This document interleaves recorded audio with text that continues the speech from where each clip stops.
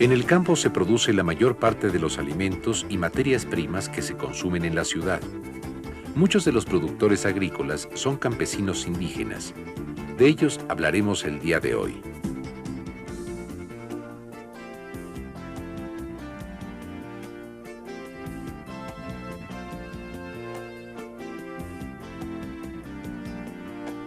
Ellos forman parte de la gran variedad de grupos étnicos de México. Conocer la forma en la que visten, hablan, se relacionan con su medio ambiente y realizan sus actividades económicas nos servirá para valorar la diversidad cultural de nuestro país.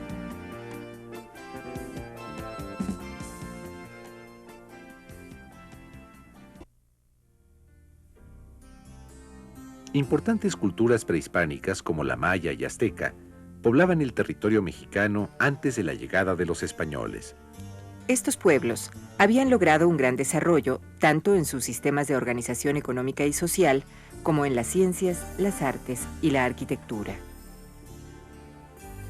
Los mayas, por ejemplo, al estudiar el movimiento de los astros, conocieron el ciclo de las estaciones. Esto les permitió obtener mejores cosechas. Su gran conocimiento de las matemáticas les permitió inventar un sistema de numeración vigesimal a base de puntos y rayas. También crearon un número equivalente al cero. Los aztecas, por su parte, tenían una agricultura muy avanzada. Ellos utilizaron los huertos flotantes o chinampas. Uno de sus mayores logros fue la creación de un sistema para medir el tiempo, basado en la combinación de varios calendarios. El arte de los olmecas alcanzó su máximo desarrollo en la escultura. Ellos son los autores de las monumentales cabezas que miden más de 2 metros de altura. Las ciudades de los grupos prehispánicos en general tenían un orden.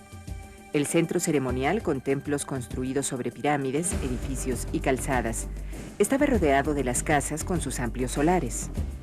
A su llegada, los españoles derribaron las ciudades, los templos, destruyeron los ídolos de estos pueblos y les impusieron una religión ajena a la de ellos. Asimismo, los despojaron de sus tierras y les impusieron formas de vida y de trabajo en las que los indígenas fueron esclavizados. La conquista provocó un choque violento entre dos culturas que concluyó con el desprecio y el sometimiento de los pueblos prehispánicos.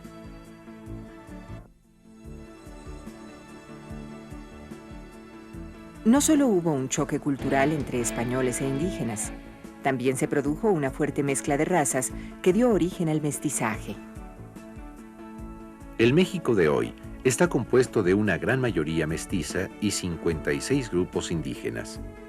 Frente a la explotación y el desprecio con que han sido tratados desde la conquista hasta nuestros días, algunos de estos grupos se han refugiado en las regiones más apartadas. Son muchos y muy variados los espacios geográficos del territorio mexicano habitados por los diversos grupos étnicos. Regiones montañosas en las que abundan bosques de coníferas y por los que cruzan varios ríos, albergan a los tarascos de Michoacán.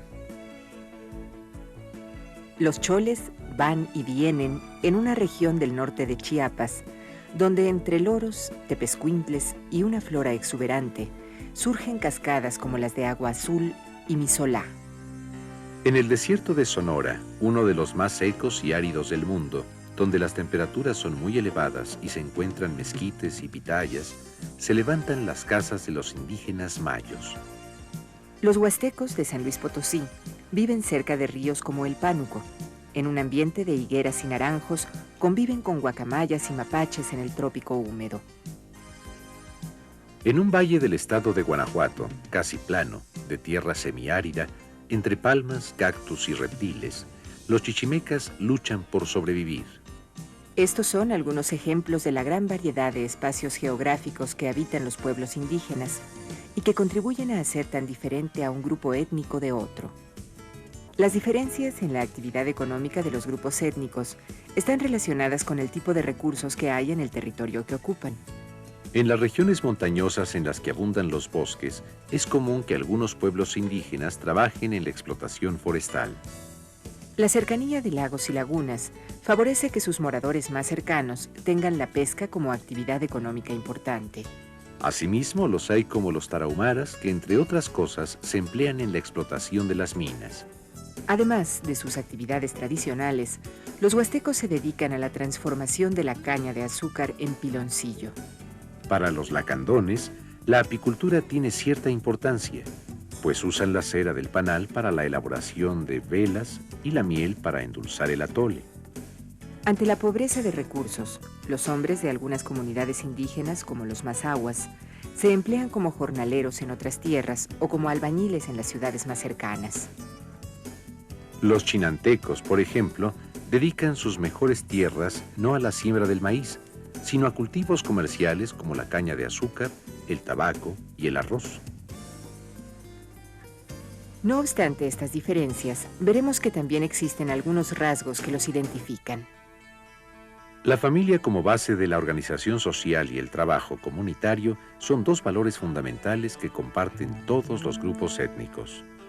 Para la gran mayoría de ellos, tanto la agricultura, cuyo fin es alimentar a la familia, como el cultivo del maíz, constituyen el pilar de su economía.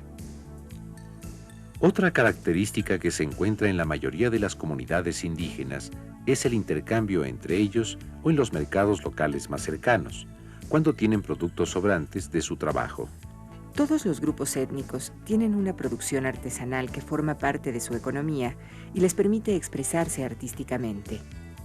Ya sean de climas fríos o cálidos, de regiones áridas o húmedas, altas o bajas, en su lucha por sobrevivir, los grupos indígenas han sabido aprovechar los recursos de su hábitat. Los recursos naturales no solo definen las actividades económicas de un grupo étnico, también influyen sobre las formas de vida, las costumbres y la organización de su espacio familiar. Los lacandones de Chiapas, por ejemplo, levantan sus chozas en torno a una ermita en la que guardan sus objetos sagrados y practican sus ritos y ceremonias. Las peregrinaciones religiosas a Yaxchilán, en la frontera con Guatemala, donde aún quedan esculturas de los antiguos mayas, constituyen una de las costumbres ancestrales que todavía conservan. Mientras las mujeres lacandonas trenzan su cabello ocasionalmente y lo adornan con plumas de colores cuando están casadas o comprometidas, la mayoría de los hombres usan el pelo largo y enmarañado y jamás lo peinan. El tejido de hamacas y redes, la manufactura de bolsas de piel, arcos, flechas y flautas de carrizo son algunos de sus principales productos artesanales. La casa indígena de los Kicapúes del estado de Coahuila tiene dos construcciones, una en cuyo centro es colocado el fuego sagrado y el anexo, que sirve para tomar el fresco y conversar en las tardes de verano. Los tzoltziles, durante los fríos más severos de los altos de Chiapas, usan el tradicional chuj, huipil de lana tejido por sus mujeres en telar de cintura. En el carnaval chamula, algunos indígenas vestidos de hombre mono representan episodios míticos del libro sagrado del Popol Vuh. A la mitad del Tzolquín, ciclo dedicado a la petición de lluvias y siembras, los totonacos de Papantla celebran el día de Corpus Christi con danzas rituales y cosmogónicas. Los indígenas de Tabasco toman pozol, bebida que se prepara con una bola de masa de maíz mezclada con cacao disuelta en agua. La talla en madera ha dado fama a los seris de Sonora, por sus esculturas hechas con corazón de mezquite y palo fierro. Con ramas de ocotillo y torote, las mujeres seris se dedican a la elaboración de cestos tejidos con agujas de hueso de venado. Tiñen sus canastos en color sepia con raíz de cosagüe. Los mayas de Quintana Roo aún conservan la ceremonia prehispánica del Tumbul Cac, o fuego nuevo. Después de varias horas de mantener todos los fogones apagados, vuelven a ser encendidos por un mismo fuego. Lo que hemos visto hoy nos permite hacernos una idea de por qué México es considerado un mosaico étnico de gran diversidad cultural.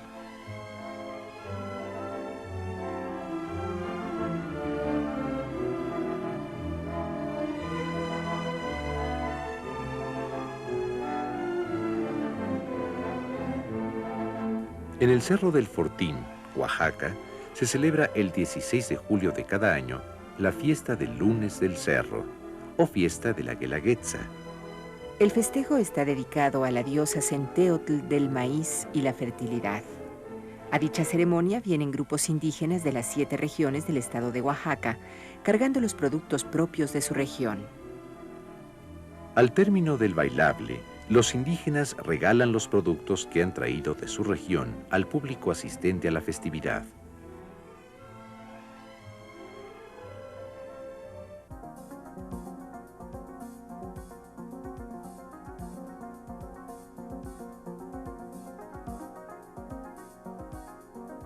Han pasado 500 años desde la llegada de los españoles a territorio mexicano y los indígenas siguen viviendo bajo condiciones muy difíciles. Pues algunos han sido despojados de sus tierras y a otros se les ha pagado un bajo precio por sus productos. Sin embargo, todos los grupos indígenas de nuestro país son gente que lucha por sobrevivir en las condiciones más adversas. Son hombres de una profunda espiritualidad que mantienen una relación religiosa con los elementos de la naturaleza. Son pueblos generosos que tienen valores como la ayuda mutua, valores que se han ido perdiendo poco a poco en el resto de la sociedad. Finalmente, por su trabajo, muchos recibimos los frutos de la tierra. Esto es suficiente para considerarlos iguales a nosotros y tenerles un gran respeto.